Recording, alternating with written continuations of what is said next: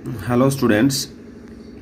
आज का जो हमारा टॉपिक है केमिकल बॉन्डिंग के अंदर valence bond theory. Very important है ये वैलेंस बॉन्ड थ्योरी। ये हिटलर और लंदन ने 1927 के अंदर इसकी डिस्कवरी हुई थी। इसको आइए एक्सप्लेन करते हैं। पहला एनर्जेटिक कॉन्सेप्ट। एनर्जेटिक कॉन्सेप्ट मतलब एनर्जी कम ज़्यादा से, एनर्जी का कॉन्सेप्ट हम देखेंगे इसे। एनर्जेटिक कॉन्सेप्ट मतलब एनर्जी से मतलब है when two atom close to each other, जब दो एटम एक दूसरे के पास आते हैं, some forces are between them, उनके बीच में कैसे कुछ फोर्स होंगे। जब दो एटम पास आते हैं तो उसके बीच में कुछ फोर्सेस होंगे, या तो फोर्स ऑफ अट्रैक्शन हो सकते हैं और रिपल्सन भी हो सकते हैं, और दोनों भी हो सकते हैं। ठीक है, तो सबसे पहला है force of attraction between nucleus of one atom and electron of other atom. Force of attraction किस किस के बीच में होगा। मान लीजिए दो एटम पास आए तो इस एटम का तो इलेक्ट्रॉन और दूसरे वाले एटम का न्यूक्लियस, एक का न्यूक्लियस और दूसरे का इलेक्ट्रॉन के बीच में क्या होगा, फोर्स ऑफ अट्रैक्शन होगा। जब दो एटम पास आएंगे तो एक का न्यूक्लियस दूसरे के इलेक्ट्रॉन के साथ क्या होगा, अट्रैक्शन होगा, और इसका इलेक्ट्रॉन इसके न्यूक्लियस के साथ क्या होगा, अट्रैक्ट होगा।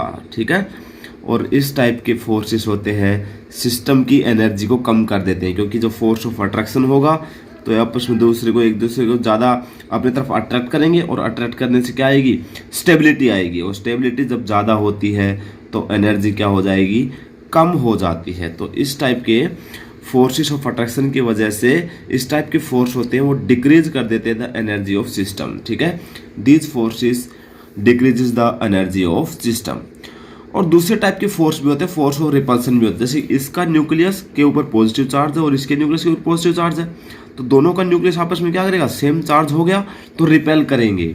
ये क्या करेगा, आपस में रिपेल करेगा। और ये इसका न्यूक्लियस इसका इलेक्ट्रॉन अट्रैक्ट कर रहे थे, और इसका न्यूक्लियस और इसका न्यूक्लियस क्या करेगा, रिपेल करेगा। ठीक है, कहता है forces of repulsion between nucleus of both atom and electrons of atom. इसका इलेक्ट्रॉन इसके इलेक्ट्रॉन को रिपेल करेगा और इसका न्यूक्लियस इसके न्यूक्लियस को रिपेल करेगा। ठीक है, तो रिपल्सन जब होगा तो स्टेबिलिटी नहीं आएगी, और स्टेबिलिटी नहीं आएगी तो सिस्टम की एनर्जी क्या हो जाएगी, बढ़ जाएगी। सिस्टम की एनर्जी बढ़ जाएगी।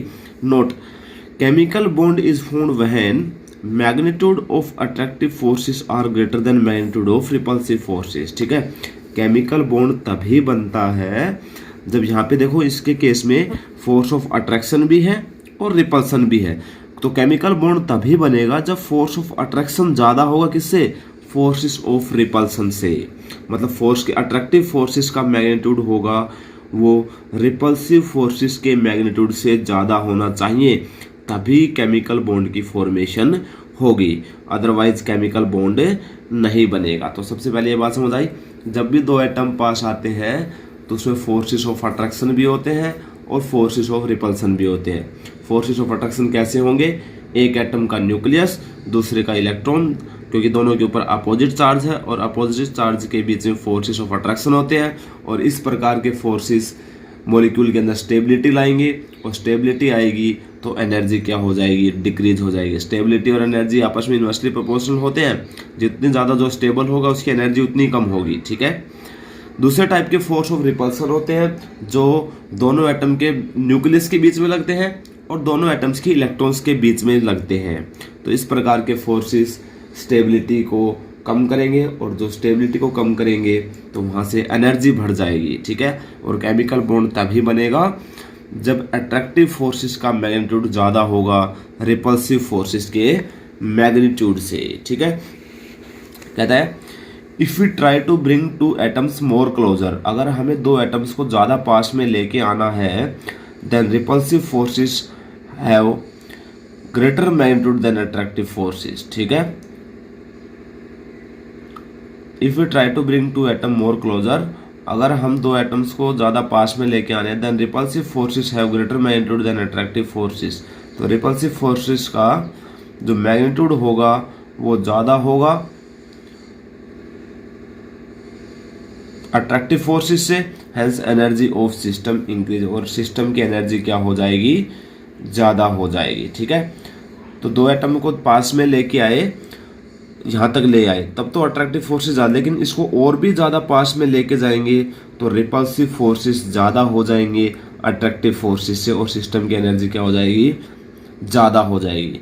तो अट्रैक्टिव फोर्स, जैसे कि ये दो एटम पास में आ रहे हैं, यहाँ तक तो अट्रैक्टिव फोर्सेस ज़्यादा थे, लेकिन अगर तो यहाँ से मान लीजिए बॉन्ड का फॉर्मेशन हो गया, अगर और एटम्स को पास में लेके जाएंगे तो रिपल्सिव फोर्सेस ज़्यादा डोमिनेट हो जाएंगे अट्रैक्टिव फोर्सेस से, और वहाँ से सिस्टम की एनर्जी क्या हो जाएगी, इंक्रीज हो जाएगी। क्लियर है।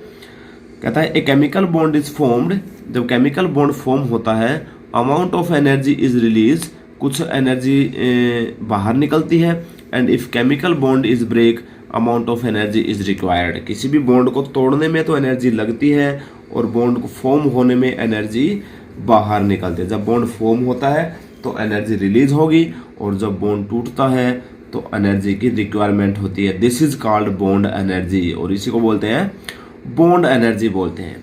तो बॉन्ड एनर्जी को आप डिफाइन कर सकते हो, the energy required to break 1 mole of bond, 1 mole bond तोड़ने में जितनी अमाउंट ऑफ एनर्जी रिक्वायर्ड होती है that is known as bond energy. 1 mole bond तोड़ने के लिए जो अमाउंट ऑफ एनर्जी की रिक्वायरमेंट होती है, जितनी अमाउंट में एनर्जी लगती है that is known as bond energy. जिस तरह से H2 है, 2 हाइड्रोजन है, H और H के बीच में बॉन्ड है, अगर इसको हमें तोड़ना है, H और H के अंदर तोड़ना है, तो हमें 435 किलो जूल पर मोल एनर्जी हमें लगानी पड़ेगी। ठीक है। क्वेश्चन है why H2 exist but H2 do not exist. जिस तरह से H2 बन जाता है उसी तरह से कभी H2 हीलियम क्यों नहीं बनता है, H2 क्यों नहीं बनता है, हाइड्रोजन बन जाता है। तो देखो बनाओगे, हीलियम का जब एटम होगा उसमें एक न्यूक्लियस होगा और 2 इलेक्ट्रॉन होते हैं, क्योंकि हीलियम का एटॉमिक नंबर होता है 2, तो 2 इलेक्ट्रॉन होंगे। ये दूसरे वाला हीलियम है, ये न्यूक्लियस हो गई, ये 2 इलेक्ट्रॉन हो गए। तो यहाँ से अट्रैक्शन देखोगे तो अट्रैक्शन मिलेगी आपको, एक इसके न्यूक्लियस की इस इलेक्ट्रॉन से एक अट्रैक्शन, इसके न्यूक्लियस की इस इलेक्ट्रॉन से 2 अट्रैक्शन, इसके न्यूक्लियस के इस इलेक्ट्रॉन की 3 अट्रैक्शन, और इसके न्यूक्लियस से इस इलेक्ट्रॉन की अट्रैक्शन, 4 टोटल अट्रैक्शन हो गई। लेकिन अब रिपल्सन देखोगे तो 5 हो जाएगा। रिपल्सन इसका इलेक्ट्रॉन, इसका इलेक्ट्रॉन 1 रिपल्सन, इसका इलेक्ट्रॉन, इसका इलेक्ट्रॉन 2 रिपल्सन, इसका इलेक्ट्रॉन, इसका इलेक्ट्रॉन 3 रिपल्सन, इसका इलेक्ट्रॉन और इसका इलेक्ट्रॉन 4 रिपल्सन, और एक न्यूक्लियस के बीच में अट्रैक्शन होगी। तो 5 रिपल्सन होगी, 4 अट्रैक्शन होगी। यहाँ पे रिपल्सन ज़्यादा है अट्रैक्शन से, होना बॉन्ड बनाने के लिए अट्रैक्शन ज़्यादा होने चाहिए रिपल्सन से, क्योंकि दूर भागेंगे, ये आपस में रिपल्सन की वजह से दूर जाएंगे, और दूर जाएंगे तो यहाँ से बॉन्ड की फॉर्मेशन दोनों के बीच में नहीं होगी। ठीक है। तो 4 अट्रैक्शन है, अट्रैक्शन कम है, रिपल्सन ज़्यादा है। अगर अट्रैक्शन ज़्यादा होती है तो पास पास आ जाते और बॉन्ड बन जाता, लेकिन यहाँ से रिपल्सन ज़्यादा है अट्रैक्शन से, तो बॉन्ड फॉर्मेशन नहीं होगा, और इसी कारण H2 एग्जिस्ट नहीं करेगा। ठीक है। लिखा है the repulsive forces dominates over attractive forces. The repulsive forces वो ज़्यादा डोमिनेट कर रहे हैं यहाँ पे अट्रैक्टिव फोर्सेस से, hence energy of system increases, और सिस्टम की एनर्जी बढ़ जाएगी, hence no chemical bond is possible. इसी कारण किसी प्रकार का कोई केमिकल बॉन्ड नहीं बनेगा, किसी प्रकार का कोई केमिकल बॉन्ड नहीं बनेगा। नेक्स्ट है ऑर्बिटल ओवरलैप कॉन्सेप्ट, ये हम करेंगे, कल डिस्कस करेंगे इसको।